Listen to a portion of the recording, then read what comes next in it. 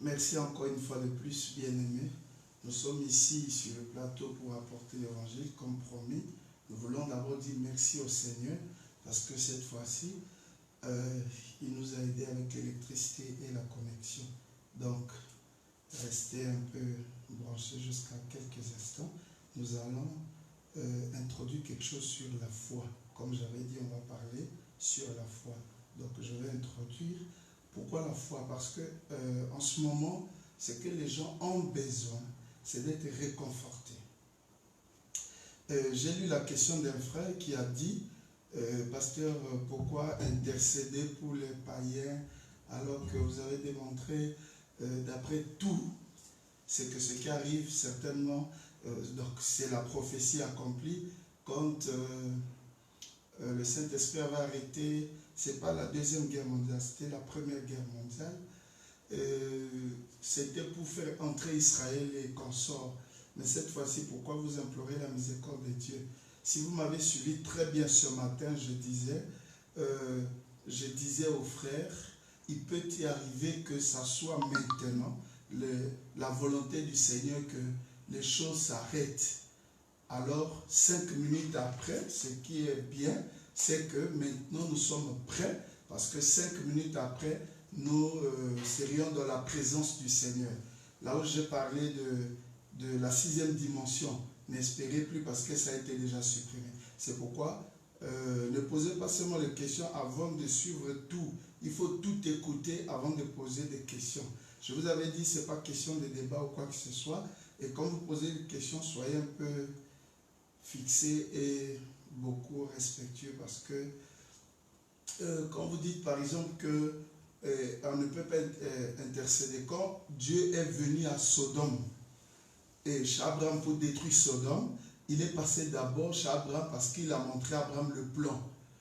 Et si Abraham n'avait pas intercédé pour Lot, Abraham avait parlé de Sodome, mais Dieu a dit non, pas tout Sodome, mais il y avait quelques personnes. Il dit, si à cause de 10 justes, je vais épargner. Et voilà qu'il a sorti Lot et les autres. Donc on peut aussi, Dieu est souverain. Personne n'a la preuve que c'est la fin. Et peut-être que Dieu a frappé, parce que c'est arrivé aussi au temps d'Israël, Dieu peut frapper. Après, lorsque les gens se répandent, parce qu'il disait chaque fois, revenez à moi et je reviendrai à vous. Et moi, je dois intercéder parce que, Frère Branham dit, Dieu ne compte que sur les élus. Et l'élu, c'est celui qui a cru Dieu dans la chair comme Abraham. Et comme Dieu ne pouvait qu'écouter Abraham, c'est pourquoi moi, sachant que je suis élu, j'ai vu H-A-M, Dieu dans la chair humaine, Elohim, dans la position comme Abraham. Il n'y a que moi qui peux parler à Dieu, supplier le Seigneur et montrer aux gens comment le faire. Et Dieu peut apaiser sa colère et donner un peu de temps pour les gens de mettre les choses en ordre. Dieu avait dit à Ésaïe, va dire Ézéchias, tu vas mourir. Et quand Ézéchias a imploré la grâce de Dieu, Dieu a changé. Et Frère Branham dit que par la foi, vous pouvez changer la pensée du Seigneur. Parce que qui était prêt, même lorsqu'on disait dans des églises, apprêtez-vous, préparez-vous, des croyants, ils prennent ça à la légère. Et là, tout le monde est surpris. Vous voyez? Donc, c'est pour autant dire que moi, je ne peux pas avoir une position radicale pour dire aux gens, c'est la fin. Et je ne suis pas de la tendance des gens qui prophétisent. Ça, c'est que Frère Branham Konda, il dit, vous cherchez la gloire pour dire que ça va s'arrêter en février, donner des dates, ça n'existe pas. Dieu est souverain, il est le Saint-Esprit. Nous, nous tâtonnons. À moins que vous soyez prophète et vous voyez des visions, vous dites, mais nous sommes les Éphésiens 4 et nous prêchons, nous prenons la parole déjà révélée dans plusieurs contextes pour montrer qu'il peut y arriver ceci et ceci aussi peut arriver. J'ai le droit de prier pour les gens, d'implorer la grâce du Seigneur. Je ne prie pas pour les païens, mais je prie pour les élus qui peuvent être des retardateurs. Et également, le travail que je fais, c'est que s'il arrivait que Dieu veut détruire la terre, mais ce que je fais remonte la foi des croyants et ils sauront comment s'apprêter. Donc, c'était un peu ça. Merci parce que vous contribuez aussi, mais soyez, suivez d'abord le tout avant de poser la question. Donc, je disais, je vais lire ici dans Marc au chapitre 11. William Branham a lu, il dit maintenant ce soir, c'est dans la brochure La Foi, prêché le 29 décembre 1957 à Jeffersonville, au paragraphe 17. Il dit ce soir juste quelques remarques de la parole éternelle et bénie de Dieu. Et je voudrais en lire juste un passage ici qui se trouve dans le livre de Marc, au chapitre 11 de Marc. Je vais parler sur la foi, juste pendant quelques instants, parce que beaucoup d'entre vous sont debout, vous aurez mal aux jambes. Je vais commencer au verset 20, je vais le lire d'après le lexique du grec original. Il dit, « Et le matin, comme ils passaient, ils virent le figuier séché depuis les racines. Et Pierre, se ressouvenant de ce qui s'était passé, lui dit, « Rabbi, voici le figuier que tu as maudit est sec. » Jésus répondant leur dit, « Ayez foi en Dieu.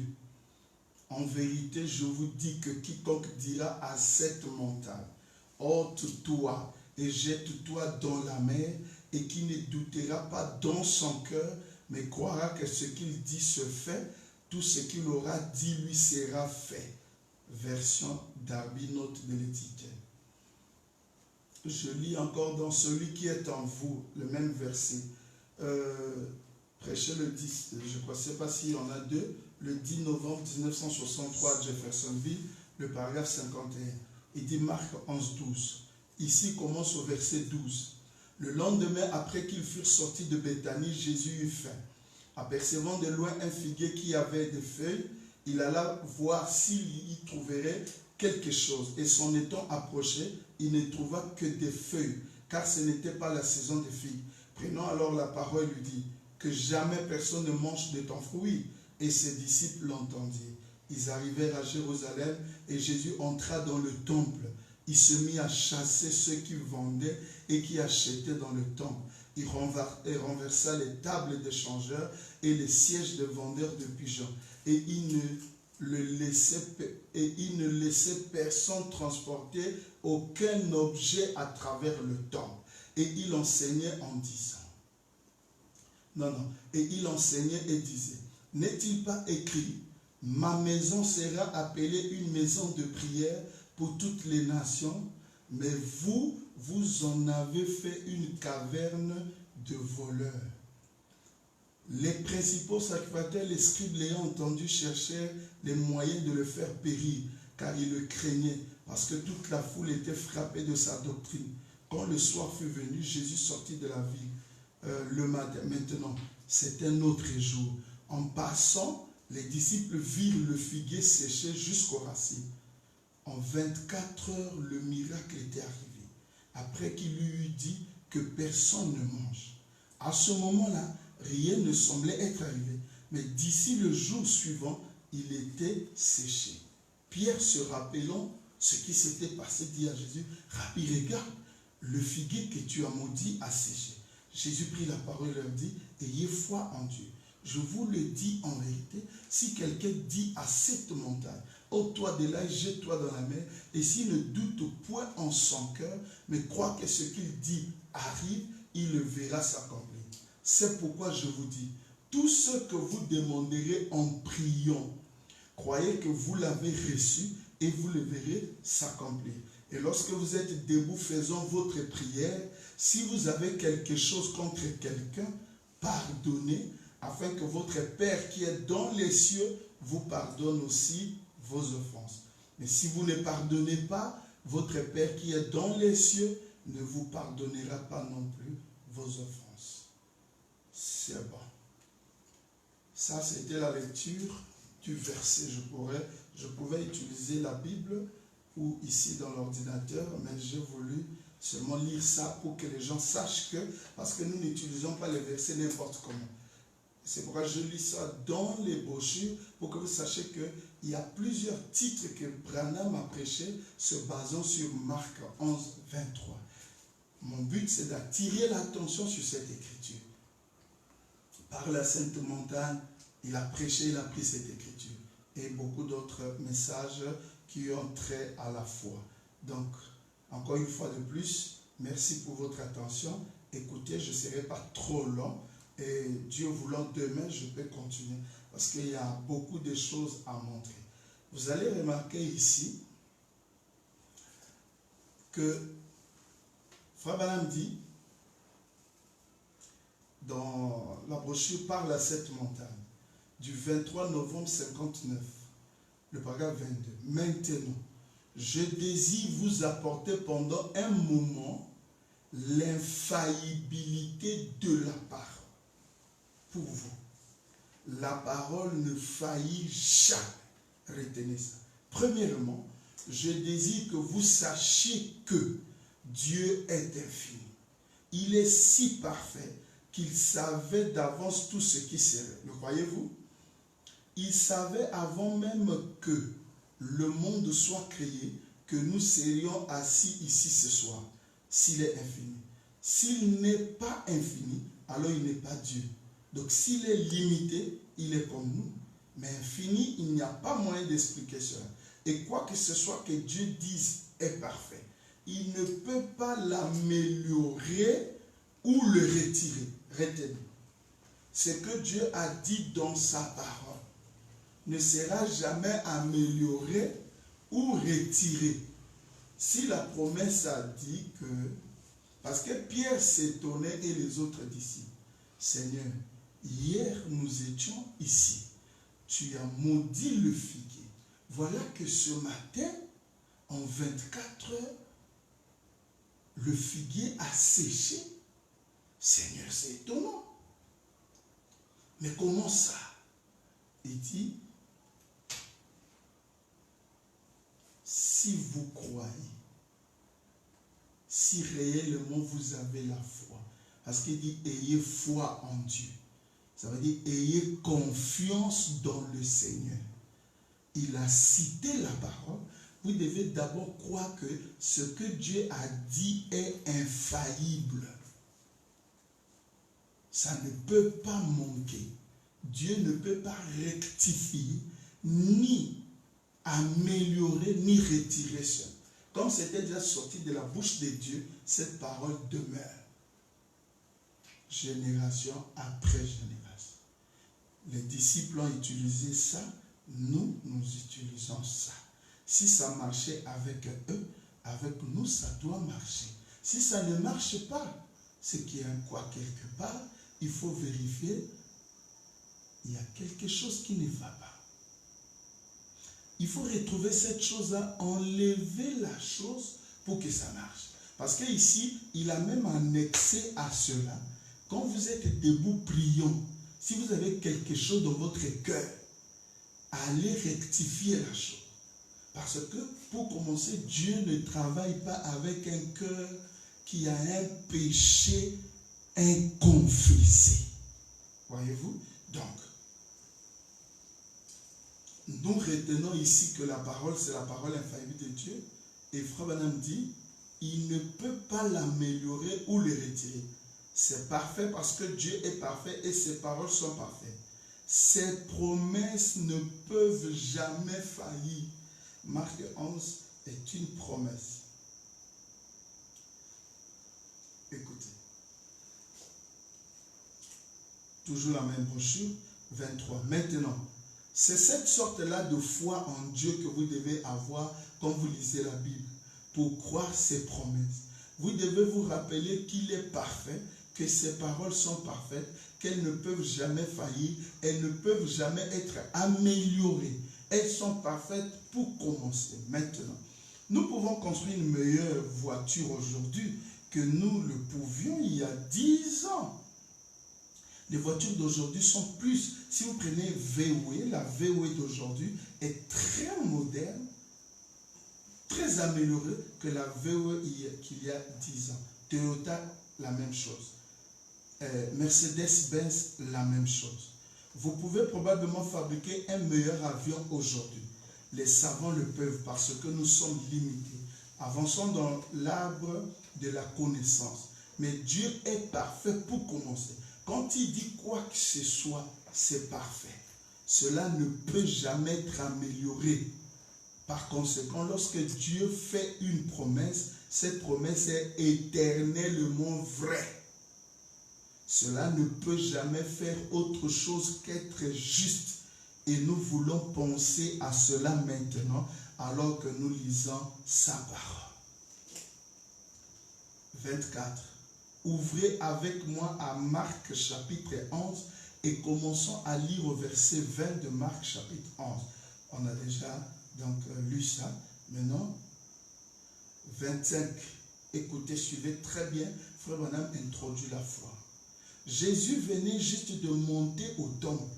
Et étant monté, il entra dans le temple et commença à chasser les gens qui faisaient le change, les changeurs de monnaie et ceux qui faisaient des choses qui n'étaient pas justes.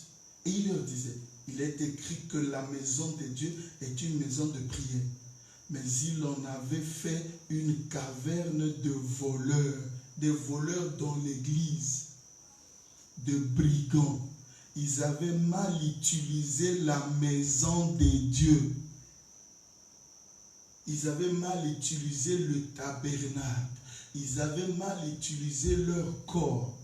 Au lieu d'aller, car cette maison a été bâtie pour un objectif, pour que ce soit une maison de prière, mais eux avaient fait de ça une caverne de voleurs. Puis alors qu'il parlait, il trouva un figuier le matin. Voilà, il continue, il explique. 26, il dit, et c'est ici que nous commençons maintenant à lire au verset 20. Il fait la même lecture. Au paragraphe 27, il dit, quand je lisais cela, là où Jésus a dit, si vous dites à une montagne, oh toi de là et jette-toi dans la mer. Il dit, quand je lisais cela, il y a quelque temps, cela me faisait un peu l'effet d'une douche froide. Parce que j'ai toujours enseigné, et je le fais de même ce soir, qu'aucune bénédiction ne peut venir si ce n'est par l'expiation. Que l'expiation a ouvert le chemin pour chaque bénédiction de la rédemption pour laquelle Jésus est mort. Donc ce passage me rendait perplexe. Je ne comprenais pas comment est-ce que Dieu peut demander à un homme de dire ce qu'il veut. Par exemple, dire à une montagne, ôte-toi et cela arrive.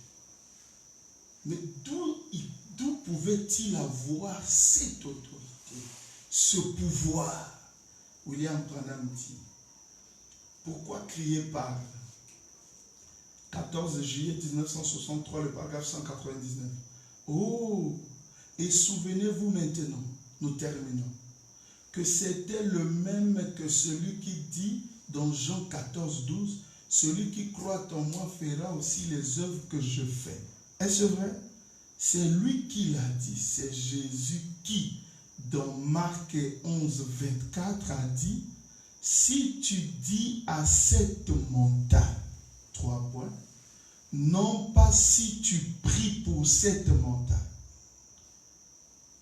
mais si tu dis à cette montagne, ôte-toi de là, et si tu ne doutes pas en ton cœur, mais crois que ce que tu dis arrive, tu peux avoir ce que tu as dit. Si tu le dis présomptueusement, présomptueusement signifie inconsidérément. Ça veut dire que tu le dis sans forcer, sans programmer. Jésus n'avait pas, il ne savait pas que, donc il ne s'est pas préparé pour dire quand je vais là, demain, je vais d'abord prier, jeûner pour que j'ai assez de puissance de me dire là. Il l'a rencontré brusquement et aussitôt il a parlé. Et il dit que l'Église est à mesure, le croyant, la croyante à le faire. Frère Branham dit, si tu dis à cette montagne, si tu le dis présomptueusement, ça veut dire inconsidérément, cela n'arrivera pas. Mais si quelque chose en toi, que tu es loin pour ce travail, et que tu sais que c'est la volonté de Dieu de faire cela, et que tu le dises, cela doit arriver.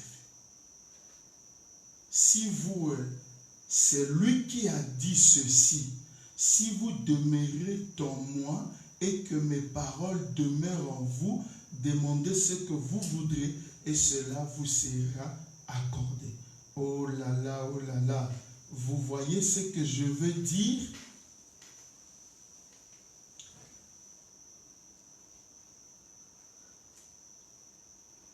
Divinité expliquée, paragraphe 84. Et vous devez tester votre motif et votre objectif d'abord. D'abord, trouvez la volonté de Dieu. Et ensuite, trouvez votre objectif. Et ensuite, testez votre motif pour voir si votre motif est bon. Alors, comme Jésus l'a dit dans Marc 11, 24, si vous dites à cette montagne, ôte-toi de là. Et si vous ne doutez pas dans votre cœur, mais tant que vous avez du doute dans le cœur, à savoir si oui ou non c'est la volonté de Dieu, ou si votre motif ou que votre objectif sont faux, comment est-ce qu'elle bougerait? Mais quand vous savez que votre motif est juste, et que c'est la volonté de Dieu, et que votre objectif est juste, elle doit bouger. Voilà tout. Sinon Dieu aurait dit quelque chose de faux. Dieu n'a pas dit quelque chose de faux. Cette promesse est vraie. Les gens ont peur. Même pour chasser la peur, c'est un problème. Chasser la maladie, c'est un problème. Ils se demandent, est-ce que je vais guérir? Est-ce que mon fils va guérir? Est-ce que ceci va quitter? Moi, je ne parle pas seulement du coronavirus. Les gens sont ébranlés au point où même s'ils touchent une fois, ils pensent qu'il a atteint il est atteint de cette maladie. Alors, comme je disais tantôt, les gens ont oublié les autres maladies. C'est comme si la grippe normale et simple n'existait plus. La fièvre, le palu qui a toujours sévi ici, il n'y en a plus. Non, n'ayez pas peur. Chassez ce mauvais esprit. Et surtout que maintenant, c'est difficile pour vous d'accéder et par exemple au numéro de téléphone du pasteur, de se connecter ou de se déplacer. Mais vous devez le faire vous-même parce qu'il n'avait pas dit, je dis si le pasteur dit. Il dit si tu crois, le crois. Qu'est-ce qui se passe? Moi, je sais, j'ai des écritures, que la bonne santé, c'est la volonté de Dieu. C'est que Dieu veut que je sois en bonne santé. Maintenant, si je tombe malade, je saurai que non, mon motif est juste, mon objectif est juste. Je prie pour que je sois en bonne santé parce que, premièrement, c'est la volonté parfaite de Dieu. Parce que, Frère Branham dit, c'est la volonté de Dieu que vous soyez en bonne santé. C'est déjà juste. Dieu n'a pas fait quelqu'un, l'homme, pour qu'il soit malade. Donc, du moment où les gens sont malades, et Frère Branham dit, même s'il n'y avait pas d'écriture pour la guérison divine, il devait y avoir toujours la guérison divine, parce que lui, il est le consolateur. Quand quelqu'un tombait malade, il devait toujours crier vers lui, et Dieu était obligé de guérir les gens. Frère Branham croit qu'il devait toujours y avoir la guérison divine. C'est pourquoi il dit que dans la première dispensation, lorsqu'on avait dit à Abraham, prends toi et prends un agneau, prends une génisse. On lui avait dit de prendre 3 animaux qu'il devait couper. Et Frère Branham dit ça signifie Père, Fils, Saint-Esprit. Donc les 3 dispensations devraient y avoir une alliance ou un sacrifice. Mais maintenant, il y avait 2 tourterelles ou un pigeon et une tourterelle. Mais il dit ne coupe pas ces oiseaux. Frère Branham dit pourquoi on ne les avait pas coupés? Parce qu'ils représentaient la guérison divine qui doit marcher avec les 3 dispensations. Que personne ne vous trompe, la guérison divine est là. D'ailleurs, le fait que vous témoignez que vous êtes croyant, cela veut dire que c'est que vous avez la foi. Et Frère Branham dit, le don de guérison divine, ça y est en vous, c'est la foi que vous avez. Il vous manque seulement une parole prononcée pour que vous placez là votre foi et vous êtes en bonne santé. Donc c'est la volonté de Dieu que vous soyez en bonne santé. Donc sachez déjà que si l'un de vous est menacé, ce n'est pas la volonté de Dieu. C'est le diable qui veut que vous soyez malade. Parce que quand Dieu, une maladie, si c'est de la volonté de Dieu, lui il sait pourquoi. Il vous révélera, car il a dit à Paul, j'étais tout ôté sauf ça. Je t'ai laissé une infirmité parce que je sais que, pour que tu ne sois pas orgueilleux, parce que je t'ai donné plus de révélations. Parce que Dieu ne peut pas aimer que ses enfants soient malades. Maintenant, suivez-moi.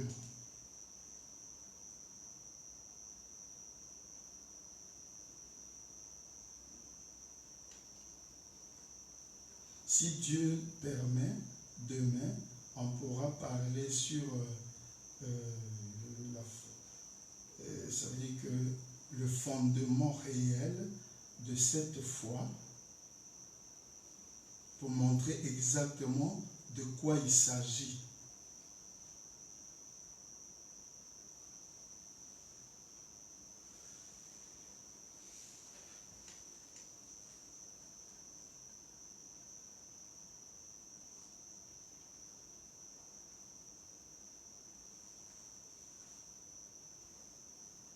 Suivez. Nous sommes toujours sur Marc 11. Je vais lire quelques citations juste pour attirer votre attention. Parce que Frère Branham dit, si vous voulez que quelqu'un mange bien, il faut donner un petit choc. Frère Branham dit, pas, ici ce n'est pas le choc comme pour faire mal, mais c'est pour réveiller votre attention.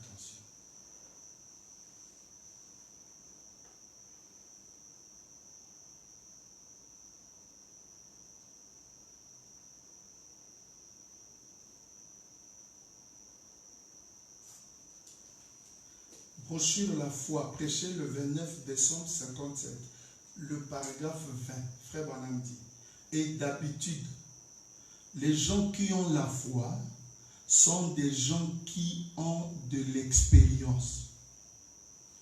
L'expérience produit la foi. Je pense que c'est la raison pour laquelle la Bible nous enseigne que, au paragraphe 21 dit, Jésus a dit dans Jean au chapitre 3, si un homme ne naît de nouveau, il ne peut pas comprendre le royaume de Dieu. Or, ça, c'est en le citant d'après le texte original. Dans la version du roi Jacques, il est dit, il ne peut pas voir. Mais ce mot ne veut pas dire voir comme vous regardez avec vos yeux. Ça veut dire comprendre. Vous ne pouvez pas voir le royaume de toute façon. Vous devez le comprendre. Et Jésus a dit, si un homme ne naît de nouveau, premièrement, il ne peut pas comprendre le royaume de Dieu. 22. Il nous faut avoir une expérience avant que la foi puisse accomplir beaucoup de choses. Par conséquent, les gens devraient d'abord être sauvés. Premièrement, ils viennent à Dieu et ont une expérience du salut avant de s'approcher de Dieu pour leur guérison. Cela accomplira des prodiges si seulement vous pouvez le croire.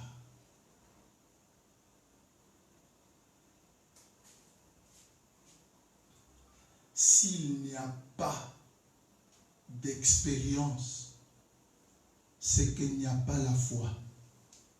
Prenez le cas de David, qui est venu aider ses frères, qui a terrassé Goliath.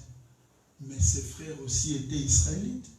Ils priaient, ils étaient religieux, ils avaient le baptême, ils avaient tout. Ils accomplissaient tous les actes religieux comme David. Mais pourquoi Saoul n'a pas pu combattre Goliath? Il lui manquait le courage, il lui manquait la foi. Il craignait, mais d'où David a trouvé ce courage-là? Il s'est basé sur ses expériences qu'il avait eues derrière la montagne lorsqu'il gardait les troupeaux de son père. Lorsqu'on lui a donné la tenue de combat de Saoul, il a dit non. Il dit non, moi je me réfère de ce qui est arrivé quand j'ai tué l'ours et le lion. Mais Abinadab, son grand frère, n'avait que la parure extérieure, n'avait que la forme de la piété.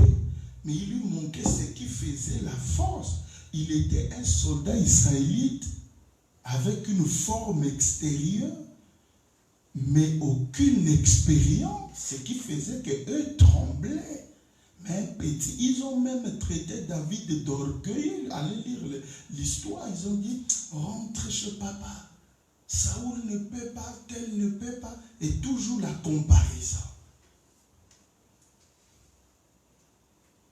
Tel n'a pas pu, c'est toi. D'ailleurs, toi, un enfant comme ça, qu'est-ce que tu as déjà fait? Est-ce que tu as même déjà mis du temps dans le message? Il dit, ce n'est pas ça, mon frère. Moi, je peux venir dans le message il y a 2 semaines. Je peux être sauvé. Toi qui as fait 10 ans, tu n'es même pas sauvé. Tout dépend de l'approche vers Dieu. Et voilà, il se base sur son expérience du salut. Et il a terrassé Goliath. C'est pour dire, Frère Branham dit, d'habitude, les gens qui ont la foi, c'est des gens qui ont eu une expérience. Par conséquent, il faut d'abord être sauvé pour que la foi agisse et accomplisse des prodiges. Nous avons beaucoup de gens qui ne sont pas sauvés, que Branham appelle les membres mondains de l'Église. Les chrétiens de nom, les membres d'Église. Il a même dit que nous ressemblons à un tas d'œufs pourris parce qu'on n'a pas été en contact avec le mal. Or, le mal, c'est Christ. Vous venez dans une église, le pasteur vous lie à lui et à sa théologie et il vous empêche. Il se met entre vous et Christ. C'est pourquoi vous n'avez jamais été en contact avec Christ, le mal, qui a le germe. Voyez-vous, suivez-moi. J'ai dit que je ne serai pas long. Je dis ceci parce que c'est le soir et vous avez beaucoup à faire. Peut-être que demain, on aura des choses à faire.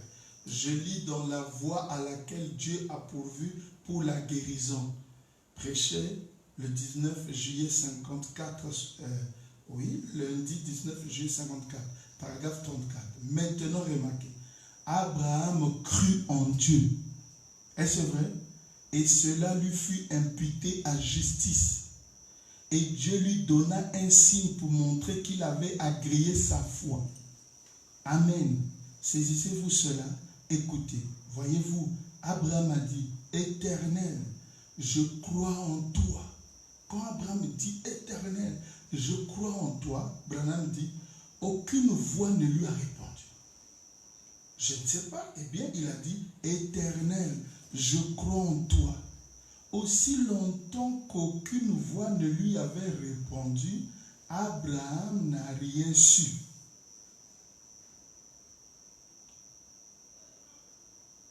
Mais Dieu a répondu et a donné à Abraham un signe pour montrer qu'il avait agréé sa foi. Frère Branham dit, nous prions beaucoup. Parfois on parle beaucoup à Dieu. Et aussitôt on se lève, on est parti. On lui a parlé. Il faut qu'on attende que lui nous réponde. Qu'il nous dise, qu'il nous donne la réponse.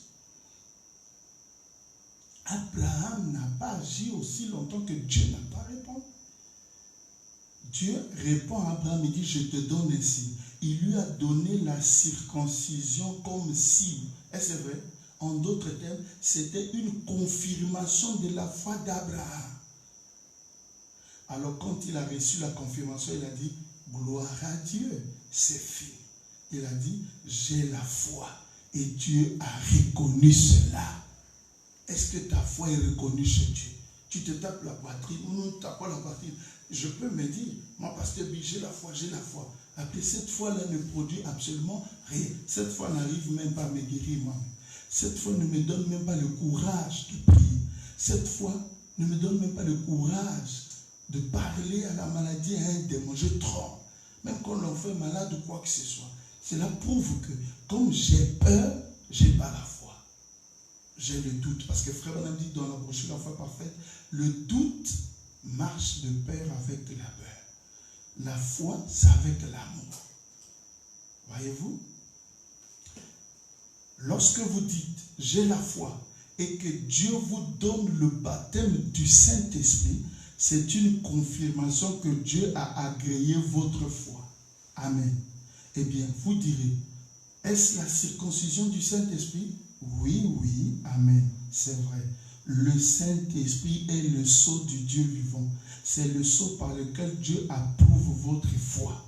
Car Éphésiens 4:30 dit, n'attristez pas le Saint-Esprit de Dieu par lequel vous avez été scellés jusqu'au jour de votre rédemption. Alléluia. Maintenant, lorsque vous dites que vous avez la foi pour la guérison divine et que quelque chose vous touche et dit, allez-y, c'est la confirmation que Dieu a agréé votre foi pour la guérison divine. C'est juste. Lorsque vous avez le courage pour mettre votre foi en action, mais lorsque vous dites que vous avez la foi et que vous avez peur de la laisser agir, votre foi est morte. Voyez-vous? Mais lorsque vous avez la foi et que vous êtes disposé à la laisser agir, alors Dieu la confirme par des miracles qui accompagnent. Et vous verrez votre guérison, c'est vrai, lorsque vous possédez la foi. Pour confirmer ça, dans la brochure, combattre ardemment pour la foi qui a été transmise au sein une fois pour toutes. Prêché le dimanche 14 juin 1953, le paragraphe 81. Eh bien, frères, c'est par la foi que vous êtes sauvés. Et c'est vrai, mais écoutez, en guise d'acceptation de votre foi, Dieu confirme votre foi par le baptême du Saint-Esprit. Si vous dites que vous croyez et que vous ne recevez pas le baptême du Saint-Esprit, alors vous ne croyez pas. Votre foi n'est pas acceptée aux yeux de Dieu.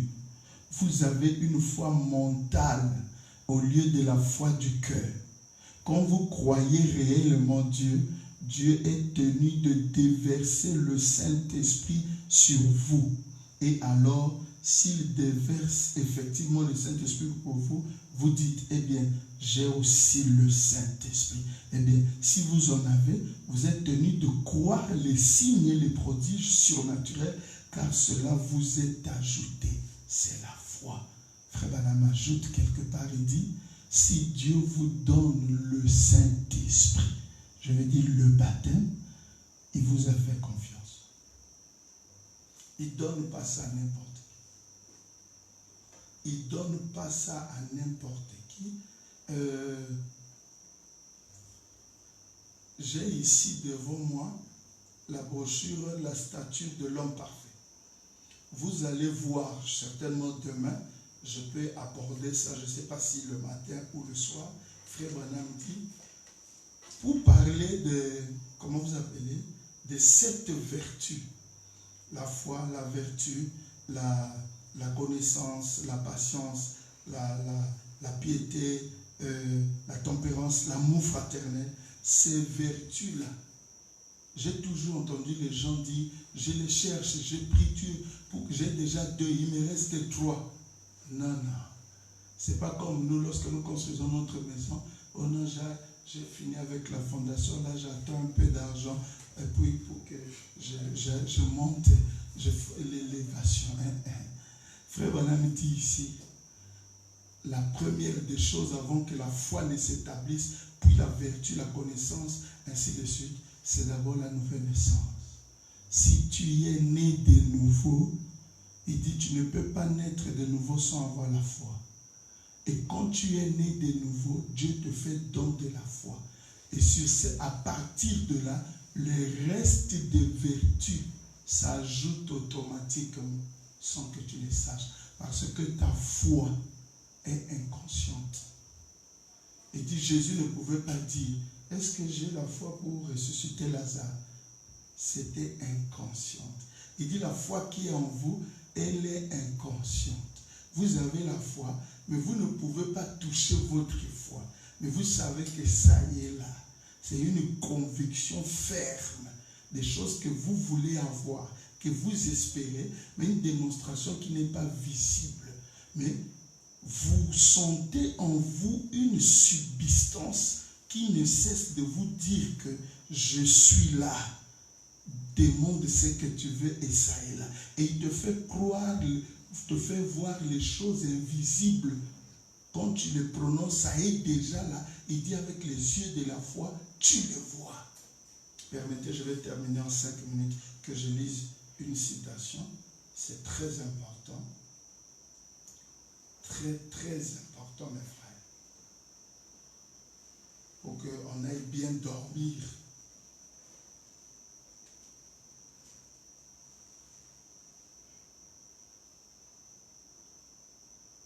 Le fondement fondamental pour la foi, jeudi 13 janvier 55, paragraphe 6. Or, nous entendons tellement de gens dire, eh bien, si seulement j'avais la foi. La foi ne signifie pas de longues réunions de prière qui n'en finissent pas. Tu peux beaucoup prier, mais tu n'as pas la foi. Parfois, les longues prières, là, c'est la peur. Elle ne signifie pas de longs jeûnes. La foi est une chose inconsciente. Votre réelle foi, vous en êtes inconscient. Vous ne savez pas cela, la foi que vous avez. C'est quelque chose dont vous êtes inconscient. Pouvez-vous imaginer Jésus se demandant s'il avait la foi ou non pour arrêter le vent et calmer les vagues, ou s'il avait suffisamment de foi pour ressusciter Lazare? Il n'a jamais mis sa foi en question. Eh bien, premièrement, avant que nous puissions avoir la foi, nous devons avoir un fondement pour la foi. Il doit y avoir quelque chose là derrière. Et quelle est cette chose? C'est ce que nous avons dit. La statue de l'homme parfait. 75. Eh bien, c'est ainsi lorsqu'on essaie de fabriquer le christianisme. Alléluia. Quelqu'un ne peut pas avoir la foi et porter les mini-jupes. Une personne ne peut pas avoir la foi et mettre du vernis aux ongles, rouge à lèvres. Quelqu'un ne peut pas avoir la foi dans ce message et fumer la cigarette. Quelqu'un ne peut pas avoir, parce que dès que tu as la foi dans la parole, cette foi doit être agissante. Ce n'est plus toi qui marches, c'est la foi qui agit à ta place. Quand tu veux même de la cigarette ou de ces choses-là, la foi agira à ta place pour t'arrêter. Lorsque tu veux même faire quelque chose de faux, la foi dont Jésus lui a dit, tu es en train de mal prier, éloigne la coupe. Il dit non, parce que la foi est sur la tour de contrôle. Et Jésus s'est ressaisi et dit, non ma volonté, que ta volonté se fasse. C'est comme j'étais en train de prier, Seigneur, épargne les gens du monde, épargne les maladies et tout ça. J'étais debout dans ma chambre, quelque chose me dit, mais si c'était que c'était la fin. J'ai dit, oui Père, merci. Loin de moi d'avoir la pensée, Seigneur, de changer quoi que ce soit. Et je ne veux pas que ma prière aille à l'encontre de ta volonté parfaite. Si c'est cela, Père, je te remercie parce que j'en suis sûr de mon élection. Pour mes enfants, ma femme, nous serons avec toi dans quelques instants. Ce matin-là, je descendais, j'ai dit aux enfants, j'ai dit, moi je suis très heureux. Les maisons que vous voyez, voitures, les costumes et tout, ça va rester. Nous allons être à côté du Seigneur. Et si tu sais que tu seras, quand quelqu'un va à Paris, il a le visa et il dit déjà au revoir aux gens. Donc si tu vas aller ici, si c'est ça, tu sentiras dans ton cœur la joie. Si ce n'est pas ça, tu verras seulement que tu as tout le temps la peur. Ah, vraiment. Même ta prière, elle est basée sur la peur. Et suivant, nous allons terminer. Écoutez. Eh bien, c'est ainsi lorsqu'on essaie de fabriquer le christianisme, vous allez voir l'exemple ici. D'un cochon qu'on a lavé par le pasteur, qu'on a nommé diacre. Une truie qu'on a nettoyée, que le pasteur a déclaré meilleure sœur de l'église.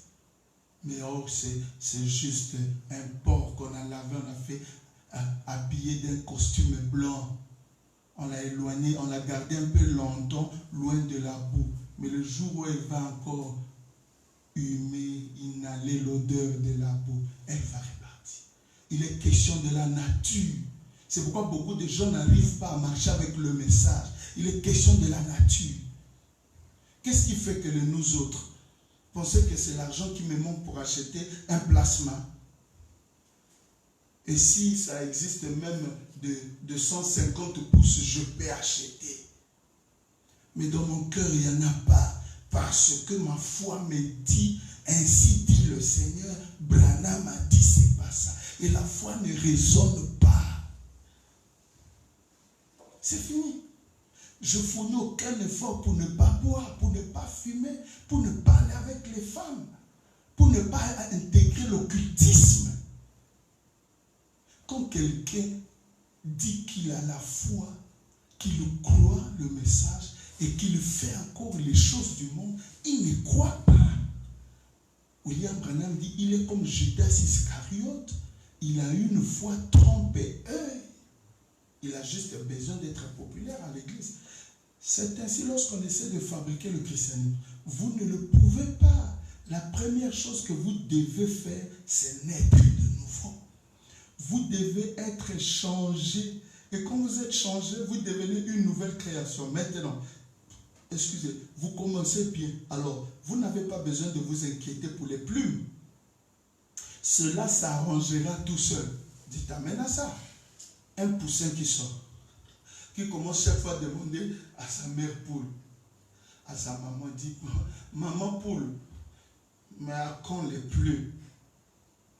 À quand les plumes? Ça m'inquiète. Un aiglon dans le nid, il demande à la mère, maman, à quand le grand vol dans les airs?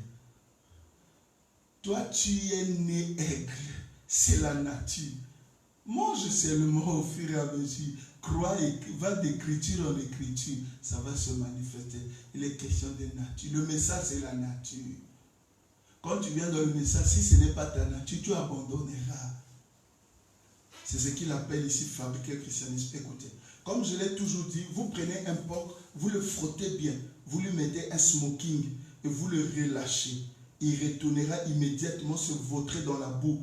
Parce que vous voyez, cela ne lui fera aucun bien. C'est un porc. C'est sa nature. Se vautrer, c'est sa nature. Pour d'autres personnes, fumer, boire, aller avec les femmes, se prostituer, c'est leur nature. Sœur, ne fais pas ça, sœur. Frère, tu es un bon frère, prends notre sœur. Et vous prenez un morceau de tissu vieux et un nouveau tissu. Vous mettez ensemble. Jésus a dit, la déchirure sera grande. Ça sera le divorce. Parce que c'est ça, ce que les gens font dans des églises. Oh, la sœur là, a la tête en l'air et tout ça, qu'est-ce qu'on va faire? Bon, essayons de prendre un bon frère pour qu'il se marie et comme ça, le frère va l'encadrer. Ça ne commande pas. Vous devez changer de sa nature et le reste s'arrangera tout seul. Maintenant, remarquez, vous devez naître de nouveau, c'est-à-dire changer. Il doit y avoir une transformation. Vous me dites, eh bien, frère Branham, je connais cette certaine sœur par ici, eh bien, elle n'a jamais rien fait de mal. C'est une brave femme. Ou tel est tel homme, c'est un brave homme. Il ne fait jamais rien. Il ne fait de mal à personne. Cela ne veut rien dire du tout. La nouvelle naissance est différente de la bonne moralité. Peut-être est-il un bon voisin, mais il n'est pas un chrétien avant qu'il naisse de nouveau. Jésus a dit, si un homme ne naît de nouveau, Jean 3, il ne peut même pas voir le royaume. C'est ici là où c'est intéressant. Suivez-moi. Il ne peut pas voir le royaume. Or, Cela signifie, voir signifie comprendre. Vous regardez quelque chose et vous dites, je ne vois pas cela. Vous voulez dire que vous ne le comprenez pas. Maintenant, vous prenez l'interprétation. Un homme ne peut pas comprendre pourquoi les gens jubilent. Vous êtes dans l'église, tu vois un frère bien habillé. Il s'est costumé le dimanche. Il a une belle voiture garée. Il a un bon poste, un rang social très bien. Il vit bien. Il vient à l'église. Au lieu d'être dans les prestiges des membres mondains de l'église, mais il saute, il crie, Alléluia, gloire à Dieu. Oh, c'est merveilleux. Merci pour la parole. Pasteur, merci, que Dieu vous bénisse. Toi, là où tu es assis, tu te demandes, qu'est-ce qui lui arrive? D'où tire-t-il cette joie? Toi, tu ne comprends absolument rien. Voilà, Jean 3, c'est ça. Si quelqu'un n'est pas né de nouveau, il ne comprendra pas le royaume de Dieu. Ça veut dire, un homme ne peut pas comprendre pourquoi les gens jubilent. Un homme ne peut pas comprendre pourquoi la langue d'un être humain peut changer et qu'il peut se mettre à parler en langue. Quand on lui dit parler en langue existe. Donc le garçon là, qui était malade là, toi tu lui as seulement imposé les mains, après c'est fini. Il est debout. Et il ne peut pas comprendre ça. Frère Branham dit, l'homme naturel ne peut pas voir comment la gloire de Dieu peut venir sur les yeux d'un homme et il aura une vision et dira à quelqu'un certaines choses. Et ce qu'il doit faire, lui disons des choses qui vont arriver comme le Seigneur l'a fait pour nous-mêmes hier soir. Un homme tout à fait naturel ne peut pas comprendre. Ah, William Branham, il lui dit, tu as été à tel endroit, tu as fait. Il peut même soupçonner son prophète. Branham est simple. C'est pourquoi on disait Belzéboul. C'est pourquoi on disait liseur de pensées. C'est parce que ces hommes-là ne comprenaient pas comment. Ils ne comprenaient pas que c'est la puissance. C'est pourquoi Jésus dit, vous êtes en erreur. Vous ne connaissez ni les Écritures, ni la puissance. Écoutez. Oh, c'est merveilleux, je finis. Voyez-vous, l'esprit naturel essaie de se le figurer. Lui-même, là où il est assis, commence à dire, bon, eh bien, qu'a-t-il fait? Quelle sorte de supercherie pratique-t-il? Quand le pasteur prie pour les malades, ils sont guéris, il donne un témoignage. Le pasteur est simple. En fait, ceci, il a prié guéri. L'enfant d'un frère est perdu, disparu dans la ville. Lui, il va, il dort. Il voit la personne qui a saisi l'enfant spirituellement et le nom et tout. On va vérifier, c'est ça. Ça, c'est simple. L'esprit naturel essaie de se le figurer, se représenter dans son esprit. Quelle sorte de supercherie pratique-t-il? Ça, c'est une tromperie. Certainement, il y a quelque chose. Seulement comme ça. Quel truc a-t-il? Ça, c'est Branham qui dit à la statue d'un homme parfait, paragraphe 80. C'est ça l'esprit humain. Et nous avons des gars comme ça dans l'église. Parce que lui, ça n'agit pas en lui. Oh, il ne sait pas qu'il n'est pas d'abord un sauvé. Il pourra rester à l'église. Il est venu à 10 ans jusqu'à en avoir 80 ans à l'église. Il n'y aura rien. Dieu n'est pas le Dieu de pitié comme vous pensez. Dieu est dans sa parole. Tu n'es pas né de nouveau, tu ne comprendras pas le royaume. Il continue, je termine. Voir un homme parlant langue et quelqu'un interpréter et dire exactement un certain membre du corps de ce qu'il a fait et ce qu'il ne devrait pas faire. Voyez-vous, il pense que c'est une sorte de supercherie. Écoute ce qu'il dit. Il y a quelque chose d'arrangé entre eux. Ah non, ils se sont entendus. Ils ne peuvent pas comprendre cela tant qu'ils ne sont pas nés de nouveau. Mais quand cet homme naît de nouveau, il est prêt pour la communion parce qu'il est une nouvelle création. Ce vieux personnage méfiant et incrédule qu'il était est mort. Maintenant, il est une nouvelle création. Voyez-vous? Donc, qu'il n'a pas besoin d'ajouter quoi que ce soit à la foi, à la vertu, non. Maintenant, parce que cela s'ajoutera automatiquement. Depuis que tu as pris le message, Seigneur, donne-moi la patience. Seigneur, la tempérance. Seigneur, l'amour fraternel. Je sens que je n'aime pas les frères. Automatiquement. Avez-vous déjà vu un bébé qui est dans le sein de sa mère et qui prépare sa layette et son berceau? Il dit, voilà, si vous les hommes, vous préparez la venue de votre bébé, mais Dieu, il fera quoi? Avant que vous naissiez de nouveau dans son royaume, il a tout fait. Il a préparé les vertus. Si tu seras prédicateur, il a préparé le fait d'avoir un caractère dur, de ne pas compromettre. Il a préparé la vie de la parole. Il a préparé la foi. Il a tout préparé. Frère Balaam dit dans la défense totale, quand Dieu appelle un homme, il l'équipe. Oh frère, moi je suis appelé au ministère, mais il me manque encore la tempérance. Répare d'abord dans les pommes, mon frère, si tu aimes ta vie. Je suis chantre, frère, mais quand moi je me fâche, il n'y a rien. La colère, la nervosité, Dieu ôte. L'envie, les rancunes, il enlève.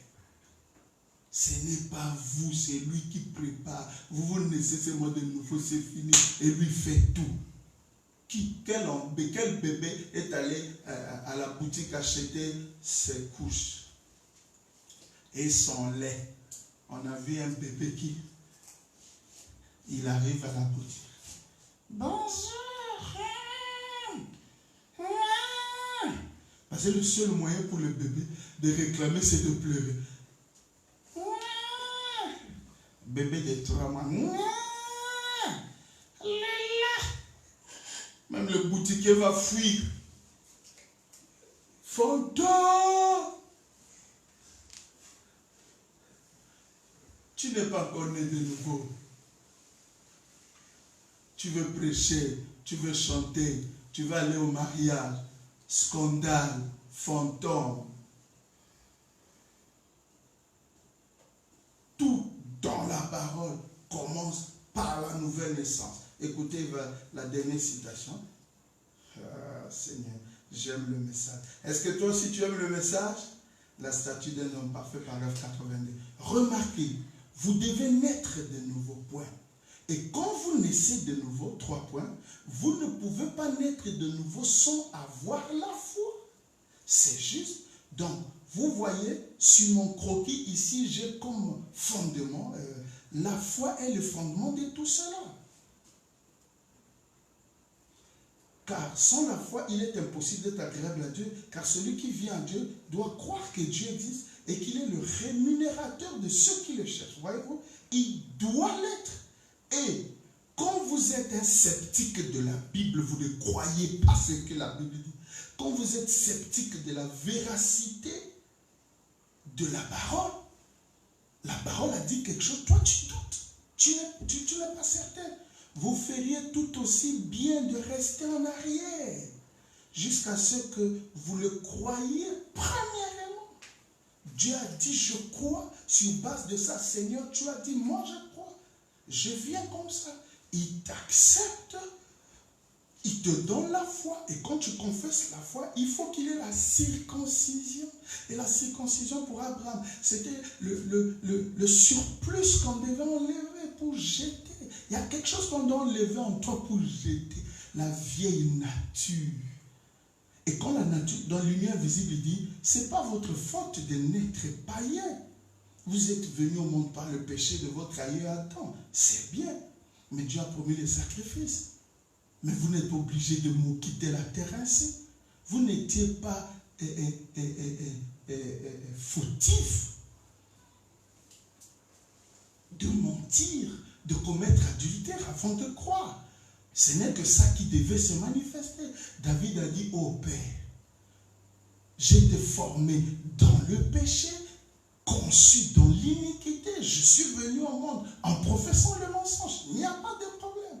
Mais maintenant, il faut mourir en soi, circoncis, le surplus, jeter la vieille nature. Quand la vieille nature quitte, ça emporte tout ce que cette vieille nature avait amené. La boisson, la convoitise, la femme. Voilà même ce qui te dépasse. Tu te demandes toujours comment eux font pour ne pas vivre avec les copines. Ça, je t'expliquerai ça demain. Comment on peut vivre sans copine, sans déranger les filles de l'église. Je te donne un juste petit flash.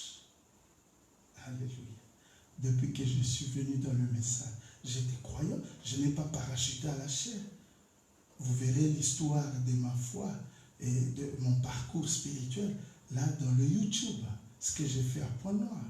J'ai cru, j'avais 18 ans, j'étais un garçon, un païen bien fait. Mais quand j'ai cru, j'ai eu foi en Dieu. Ce que le pasteur me prêchait, je croyais ça.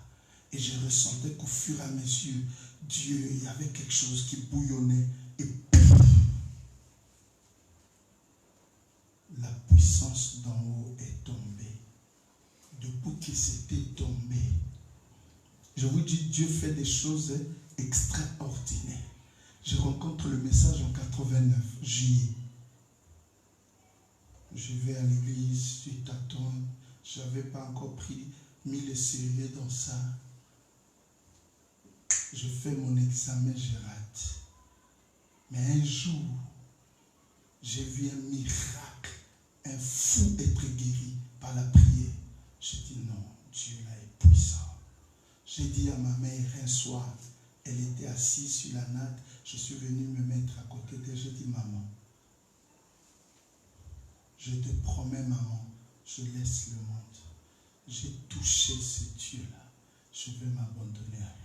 Il dit mon fils, attache-toi à ce message.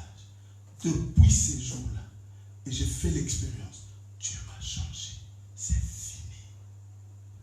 Dans le message, la seule chose sur laquelle quelqu'un peut m'attaquer, oh non, lui, il exagère avec les citations, oh, Branham et Dieu, tout ça.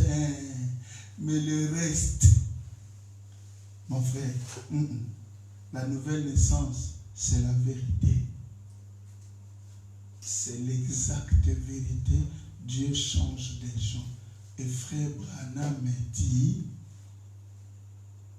si vous vous convertissez, votre apparence change. Boucle d'oreille. C'est la base du message.